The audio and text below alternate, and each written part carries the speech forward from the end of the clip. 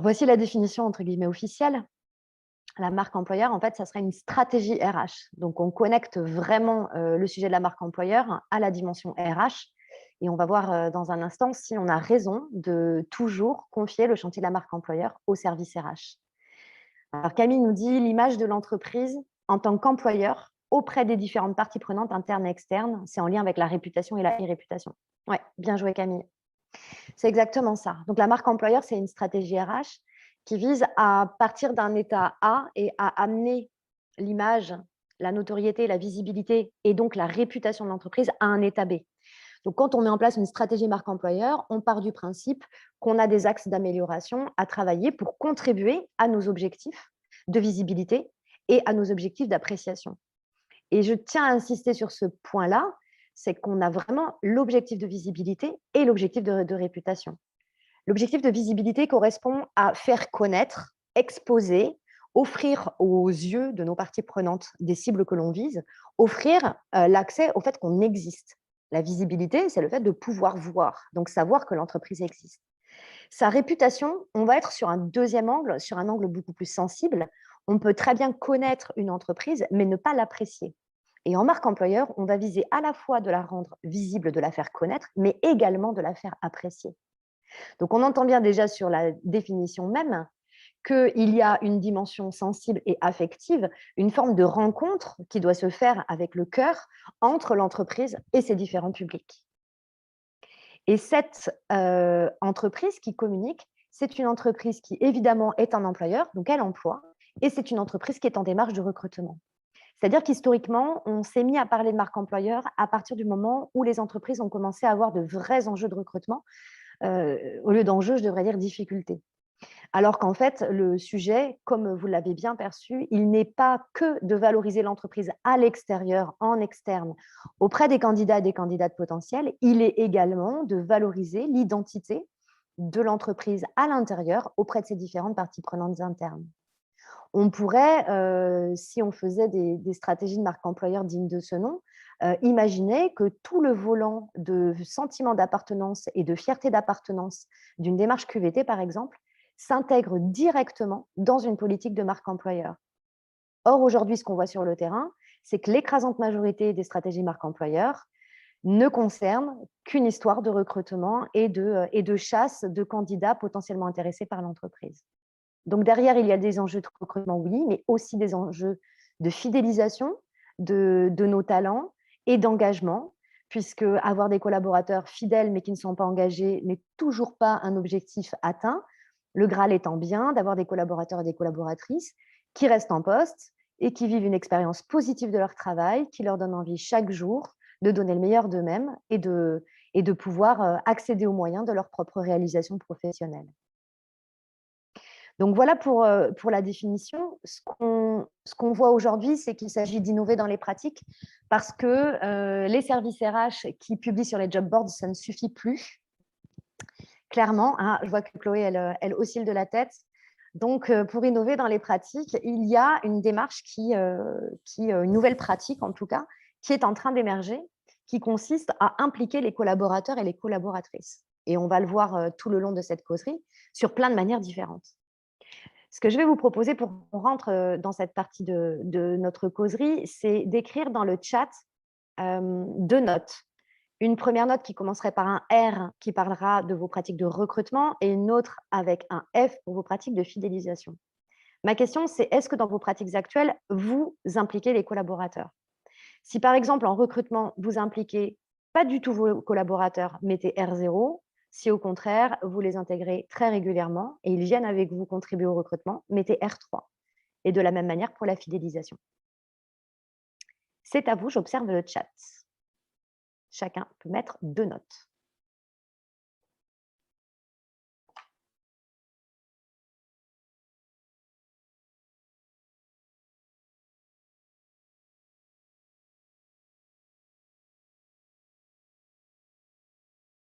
Et si vous n'êtes pas directement dans une entreprise, n'hésitez pas à parler de ce que vous voyez sur le terrain.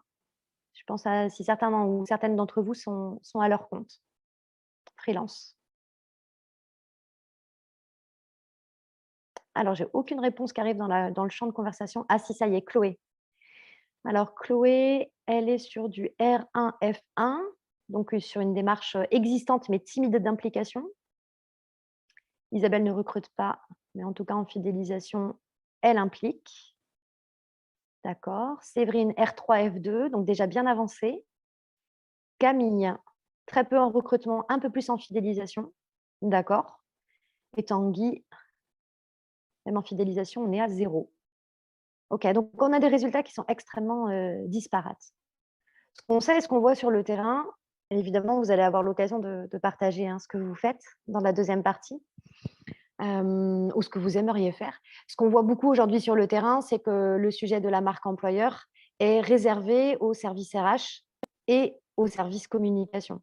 Donc, on considère effectivement que le sujet de la marque employeur, comme il s'agit d'exposer, c'est un sujet de communication. Comme il s'agit d'une finalité humaine, c'est le service RH qui s'en mêle. Ça, c'est pour la partie recrutement. Pour la partie fidélisation, ce qu'on observe sur le terrain, c'est que ce sont les mêmes acteurs qui sont concernés, mais on va venir y rajouter les lignes managériales à qui on confie raisonnablement sur la fiche de poste. Toi, manager, toi, encadrant, ton job, il est de faire en sorte que les gens se sentent bien dans ton équipe, qu'ils aient envie de rester et qu'on puisse continuer à vivre l'entreprise ensemble.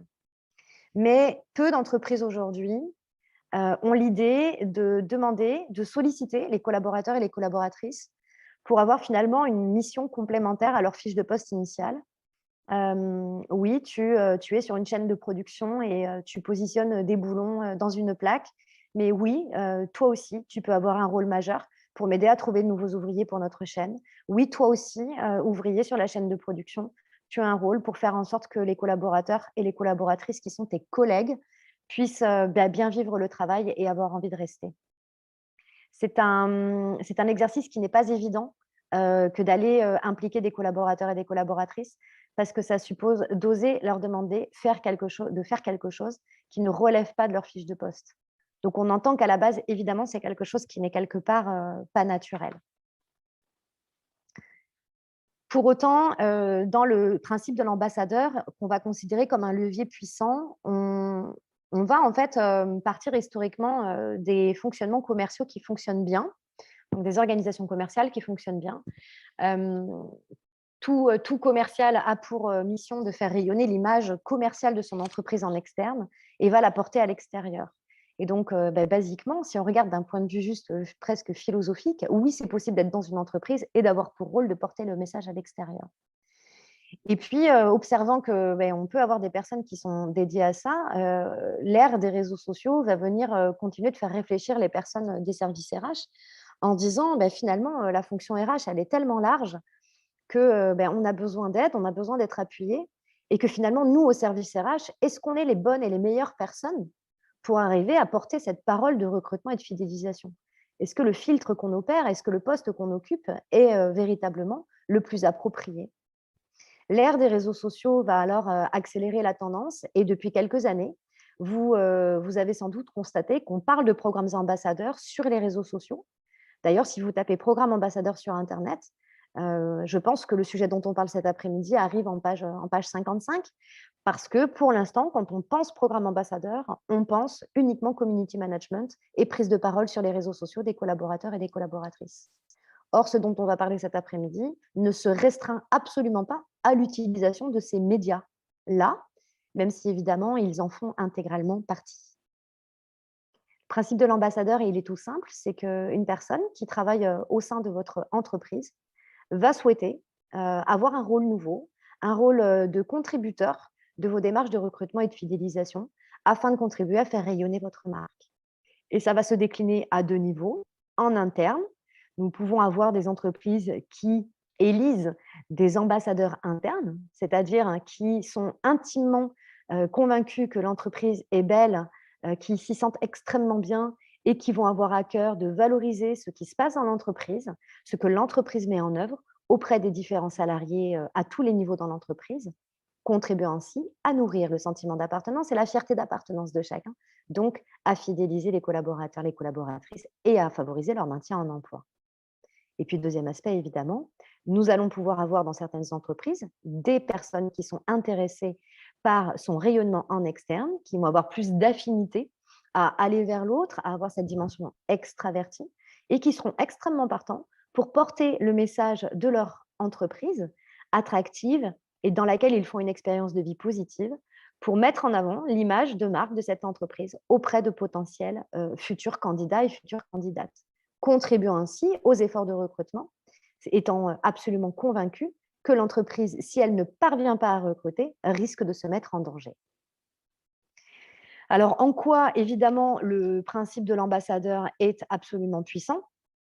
C'est parce que le collaborateur, il a un atout majeur que n'aura jamais aucune offre d'emploi, que n'auront jamais aucune collaboratrice de service RH ou de service communication. Il est crédible. Il a par défaut une légitimité, puisque dans l'absolu, personne n'est mieux placé pour parler de ce qu'on vit au travail dans cette entreprise que la personne qui le vit elle-même, qui la vit elle-même. Un collaborateur qui parlerait, par exemple, à un candidat est considéré par le candidat comme un pair. Il n'y a pas de rapport de force, il n'y a pas de jeu de pouvoir, il n'y a pas de risque. Il n'y a que la possibilité d'une rencontre et d'un échange sincère et authentique. Et puis, les candidats, quand ils parlent avec un collaborateur ambassadeur, n'ont pas de suspicion sur l'authenticité et la sincérité des propos tenus par l'ambassadeur, puisqu'il n'a absolument aucune raison de mentir. Et donc, il existe des entreprises qui, aujourd'hui, s'intéressent particulièrement aux stratégies marque employeur avec des programmes ambassadeurs, parce qu'elles ne veulent plus et elles ne peuvent plus croire en la pertinence des labels qui certifient avec un joli logo et parfois des techniques qui ne sont pas toujours très chrétiennes, qui certifieraient de l'extérieur qu'il fait bon vivre à l'intérieur. Est-ce que vous avez des remarques ou des questions sur cette clarification du sujet? La première chose, c'est que la première étape, c'est avant même de faire quelconque appel à qui que ce soit, il s'agit de clarifier le projet. Tout à l'heure, on disait il va falloir leur donner du sens, leur expliquer les modalités à ces ambassadeurs. Oui, mais pour leur donner ces informations-là, il faut déjà s'être posé quelques instants et avoir pris des décisions. Donc, dans la clarification du projet, on va se demander qui porte le programme ambassadeur, parce qu'il faut bien qu'il y ait un leader. Et la plupart du temps, c'est la personne en charge des RH et c'est une très, très bonne chose, puisque c'est quand même la plus experte et la plus compétente en la matière. On va clarifier l'objectif. Est-ce qu'on a un objectif de recrutement, un objectif de fidélisation? Les deux. Et on parle de quoi comme objectif? Recruter 2 personnes d'ici 2 ans ou recruter 2 personnes d'ici demain? Ce n'est pas la même chose. On va se poser la question de aujourd'hui, qu'est-ce qui existe déjà? Qu'est-ce qu'on fait déjà? Parce que c'est comme les entreprises qui disent «Oh, je ne fais pas de QVT». Bien sûr que si, vous en faites sans le savoir. «Oh, mais nous, il va falloir qu'on se mette à faire de la com». Mais vous faites de la com sans le savoir. Et finalement, la marque employeur, quand bien même vous n'auriez pas déployé une stratégie marque employeur, bien sûr que votre entreprise rayonne à l'extérieur. J'en profite d'ailleurs pour donner une petite statistique qui vient d'un cabinet RH. 80% des services RH en France n'ont pas de stratégie marque employeur. D'accord? Là, on n'arrête pas de dire le programme ambassadeur dans une stratégie marque employeur. Enfin, déjà, on parle que de 20% des entreprises en France. Allons regarder ce qui est déjà réalisé, ce qui est déjà engagé. Soyons responsables. Partons d'abord de ce qui existe, de ce qui fonctionne ou de ce qui existe et qui mérite d'être amélioré. Allons regarder ça avant de partir en créativité et aller chercher des nouvelles façons de faire. Je vous invite aussi à vous poser la question de la faisabilité. Est-ce que concrètement, il y a chez vous des ambassadeurs potentiels ou est-ce que ça vous paraît utopique et ça ne sert à rien d'aller plus avant dans cette démarche? Est-ce que par rapport au profil des personnes que vous avez chez vous, techniquement, il peut y avoir des personnes qui vont être partantes pour jouer ce rôle? Voilà, la question de la faisabilité pour rationaliser aussi. Et je vous invite à ce moment-là, quand vous êtes à cette phase de cahier des charges quelque part, je vous invite à réfléchir dès à présent aux leviers de motivation et à vos potentiels leviers de remerciement, de gratification des efforts fournis. Parce que rien de pire que de se retrouver avec 10 personnes qui lèvent le doigt, qui vous disent oui, moi ça m'intéresse. Et au fait, comment est-ce qu'on est récompensé par ça? Et là, vous avez la bouche en cœur puisque vous n'y avez pas réfléchi, pensé et vous ne l'avez pas fait valider par la direction. Donc, très, très important de poser tous ces éléments-là. Et dans les leviers de motivation, je ne parle pas forcément que d'argent, je parle aussi du temps accordé, etc. Tout ce qu'on a vu sur la page précédente. Je parlais à l'instant d'ailleurs de la validation par la gouvernance. N'oubliez pas aussi, si vous êtes dans une entreprise où le dialogue social est pratiqué, parce que vous avez plus de 11 salariés ou parce que vous n'avez pas de PV de carence de CSE, il faut absolument faire valider par les instances représentatives du personnel un tel programme, puisque ça va venir modifier les conditions de travail d'un certain nombre de collaborateurs. Ça va pour vous sur cette notion de clarification? OK. L'étape 2, c'est d'aller préparer nos futurs ambassadeurs à exercer leur rôle. Donc, à vous, évidemment, d'aller les recruter. On a vu les critères tout à l'heure, d'identifier les bonnes personnes. Je ne saurais que vous recommander d'être extrêmement inclusif dans votre façon de recruter. N'allez pas chercher forcément l'assistante de direction extravertie qui adore rencontrer les gens. Ne soyez pas trop séparatiste dans votre façon de regarder les profils potentiels pour recruter. On n'est pas forcément quelqu'un d'hyper sociable. Enfin, les personnes hyper sociables ne sont pas forcément les meilleurs recruteurs. Ça ne marche pas comme ça. Il y a des raccourcis qui sont un peu discriminants et qui sont erronés. Invitez-les à partager leur levier de motivation pour être sûr quelque part du contrat relationnel avec lequel vous démarrez cette nouvelle aventure. Et puis, préparez l'action. Je ne peux que vous inviter à clarifier notamment votre discours de recrutement. Qu'est-ce qu'on a le droit de dire? Qu'est-ce qu'on n'a pas le droit de dire? Qu'est-ce qu'on répond à certaines questions? Parce que imaginez que vous êtes en train, quand même, avec ces programmes ambassadeurs, de déléguer une fonction qui est encadrée par tout un système aussi réglementaire et juridique.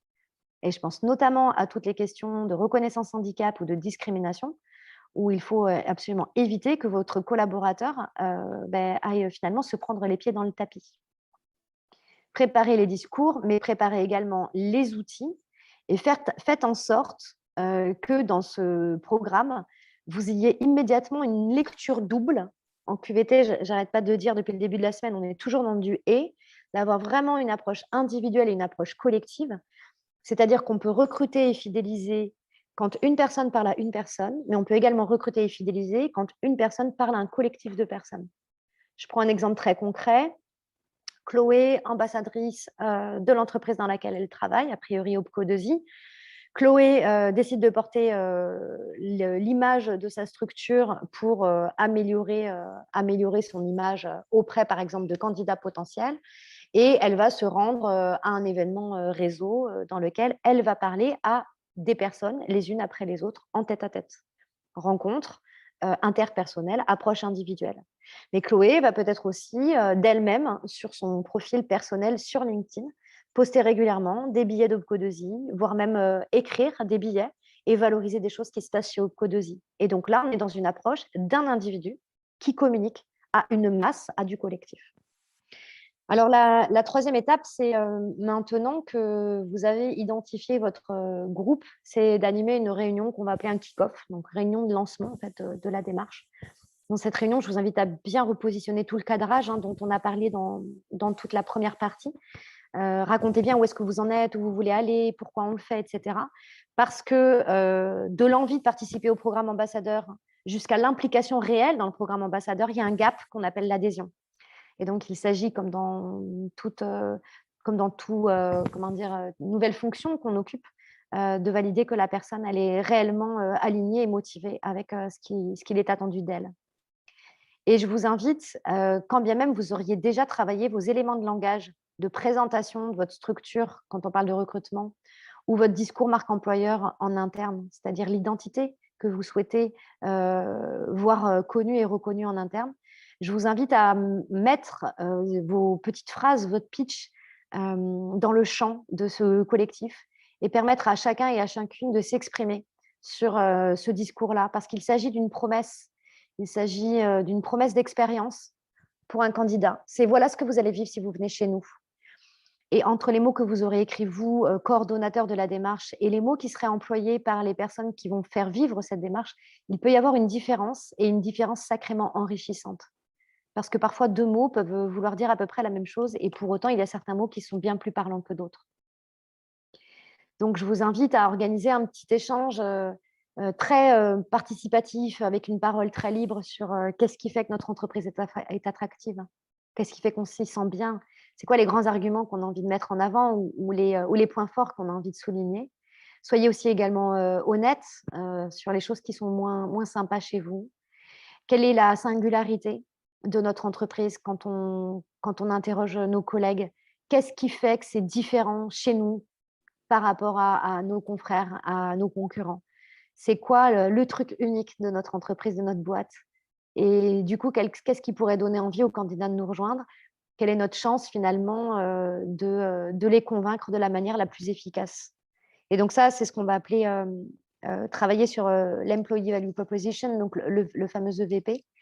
Vraiment l'idée, c'est d'arriver à faire ressortir de cette séquence de travail l'identité profonde et d'arriver à sublimer l'identité profonde de votre entreprise. La 4e étape, ça va être de sécuriser le collectif, d'ambassadeurs. Une fois que vous aurez fait cette première réunion, je vous invite à ne surtout pas les laisser dans la nature. Vous avez lancé la perche, ils ont pris l'hameçon, vous l'avez ramené, sur le bord, votre poisson. Il faut absolument qu'il reste dans le bac réfrigéré jusqu'à la maison. Revenez, auprès d'eux pour, recueillir leur satisfaction. Qu'est-ce qu'ils ont pensé de cette réunion? Faites-leur vivre une réunion sympa qui change avec des jeux, faites pas de PowerPoint, griffonnez, mettez des gommettes sur des posters, faites des marshmallow challenge, faites, des techniques ludiques pour faire en sorte que l'expérience soit bonne et validez du coup à l'issue de cette réunion sur, imaginons 12 personnes que vous réunissez pour la première réunion. Potentiellement, il n'y en a que 6 ou 8 qui resteront après. C'est pas grave, c'est OK. Il vaut mieux, même, 2 personnes archi motivées, et embarquées que, 8 personnes qui font semblant, d'en faire partie. Parce que derrière, ça va être un gros boulot de les animer, s'il faut tout le temps aller les chercher, les remotiver et leur faire des rappels des choses qu'ils n'ont pas faites, sur lesquelles je vous rappelle, vous n'avez pas de management à exercer dans l'absolu, puisqu'ils ne sont pas rémunérés et ça n'est pas dans leur fiche de poste. Donc, on est bien plus proche d'un fonctionnement coopératif et associatif que d'un fonctionnement, d'entreprise, classique. Si par exemple, quand je disais sur 12 personnes, par exemple, 6 s'embarquent, prenez soin des 6 qui ne se sont pas embarqués. Ne les culpabilisez pas à ne pas, souscrire, davantage et au contraire, allez auprès d'eux, écoutez leurs motifs de non-adhésion au programme. Essayez de comprendre ce qui fait que finalement, ils ne viendront pas. Ça sera extrêmement riche d'enseignements, soit pour votre façon d'animer le programme ambassadeur, soit à faire remonter aux personnes en charge de la qualité de vie au travail chez vous, ou au sein de votre service RH si vous êtes dans un service RH. Voilà, la petite équipe est constituée, ils ont vécu leur réunion, tout est clair, ils sont prêts à y aller. Ne ratez pas, avant d'appuyer sur le bouton et de passer la seconde, de communiquer en interne largement sur, le lancement officiel de ce programme, sur son existence, sur son sens. Valoriser, les collaborateurs et les collaboratrices qui s'engagent, qui, vont mettre de l'énergie. Vous verrez qu'ils vont recevoir des manifestations de soutien, super intéressantes et ça va leur faire, aussi beaucoup de bien de voir qu'ils sont mis en exergue en termes de reconnaissance. C'est très intéressant. Voilà, quand on dit: «Bon, bah, ça y est, on passe la seconde, on y va», on maîtrise le discours, on sait qu'on est 6, d'accord. Concrètement, on va faire quoi? Et donc c'est maintenant que je vais vous proposer qu'on parle bien plus des actions. Je vous invite à être assez modeste sur les ambitions. Il vaut mieux partir sur 4 actions que sur, un plan d'action Excel avec, 10 feuilles avec des calculs croisés. Ça fatigue tout le monde en fait et on est épuisé avant de commencer. Donc, il vaut mieux avoir que définir 4 ou 5 actions et permettre à l'ensemble du groupe d'écrire ensemble cette feuille de route pour qu'ils puissent se positionner sur les actions qui leur parlent, qui les animent profondément, potentiellement en binôme, que ce soit eux qui effectivement se positionnent sur leur faisabilité parce qu'ils vont être motivés, ils sauront vous dire ce dont ils ont envie et besoin pour y arriver. Laissez-leur la possibilité de les planifier et comme dans toute démarche collective, pratiquer la concertation. Parce que si vous avez un besoin de recrutement urgent et qu'un ambassadeur dit bon, moi, je prévois de faire un post sur les réseaux sociaux à partir de, et sa date de départ est dans 6 mois, ça va être compliqué. Donc, il y a aussi besoin d'exprimer les besoins et les possibilités des deux parties. Alors, la troisième étape, c'est maintenant que vous avez identifié votre groupe, c'est d'animer une réunion qu'on va appeler un kick-off, donc réunion de lancement en fait, de la démarche. Dans cette réunion, je vous invite à bien repositionner tout le cadrage dont on a parlé dans toute la première partie. Racontez bien où est-ce que vous en êtes, où vous voulez aller, pourquoi on le fait, etc. Parce que de l'envie de participer au programme ambassadeur jusqu'à l'implication réelle dans le programme ambassadeur, il y a un gap qu'on appelle l'adhésion. Et donc, il s'agit, comme dans tout, comment dire, nouvelle fonction qu'on occupe, de valider que la personne, elle est réellement alignée et motivée avec ce qu'il est attendu d'elle. Et je vous invite, quand bien même vous auriez déjà travaillé vos éléments de langage, de présentation de votre structure, quand on parle de recrutement, ou votre discours marque employeur en interne, c'est-à-dire l'identité que vous souhaitez voir connue et reconnue en interne. Je vous invite à mettre vos petites phrases, votre pitch dans le champ de ce collectif et permettre à chacun et à chacune de s'exprimer sur ce discours-là, parce qu'il s'agit d'une promesse. Il s'agit d'une promesse d'expérience pour un candidat. C'est voilà ce que vous allez vivre si vous venez chez nous. Et entre les mots que vous aurez écrits, vous, coordonnateur de la démarche, et les mots qui seraient employés par les personnes qui vont faire vivre cette démarche, il peut y avoir une différence, et une différence sacrément enrichissante. Parce que parfois, 2 mots peuvent vouloir dire à peu près la même chose, et pour autant, il y a certains mots qui sont bien plus parlants que d'autres. Donc, je vous invite à organiser un petit échange très participatif, avec une parole très libre sur qu'est-ce qui fait que notre entreprise est attractive, qu'est-ce qui fait qu'on s'y sent bien, c'est quoi les grands arguments qu'on a envie de mettre en avant ou les points forts qu'on a envie de souligner. Soyez aussi également honnête sur les choses qui sont moins sympas chez vous. Quelle est la singularité de notre entreprise quand on interroge nos collègues? Qu'est-ce qui fait que c'est différent chez nous par rapport à nos confrères, à nos concurrents? C'est quoi le truc unique de notre entreprise, de notre boîte? Je voudrais juste terminer la démarche par ses aspects les plus pratico-pratiques. Quand on a une feuille de route, on la déploie. On fait en sorte que chacun ait les ressources dont il a besoin. Ça faisait partie du critère de faisabilité. Faites attention, si vous êtes pilote du programme, de bien avoir de la disponibilité pour accompagner vos ambassadeurs. Et puis, évidemment, on suit, on pilote, on mesure, on évalue, on trace, on fait des points d'avancement, on partage l'information de où on en est, qu'est-ce qui a marché, qu'est-ce qui n'a pas marché, pour fabriquer, finalement, faire en sorte que ce collectif d'ambassadeurs soit un groupe apprenant, que ça soit aussi une expérience d'apprentissage, voilà, ensemble. Suivez les résultats, voilà, managez en fait les membres de votre comité pour faire en sorte que la motivation reste au beau fixe. Je voudrais juste terminer la démarche par ses aspects les plus pratico-pratiques. Quand on a une feuille de route, on la déploie. On fait en sorte que chacun ait les ressources dont il a besoin. Ça faisait partie du critère de faisabilité. Faites attention, si vous êtes pilote du programme, de bien avoir de la disponibilité pour accompagner vos ambassadeurs. Et puis, évidemment, on suit, on pilote, on mesure, on évalue, on trace, on fait des points d'avancement, on partage l'information de où on en est, qu'est-ce qui a marché, qu'est-ce qui n'a pas marché, pour fabriquer, finalement, faire en sorte que ce collectif d'ambassadeurs soit un groupe apprenant, que ça soit aussi une expérience d'apprentissage, voilà, ensemble.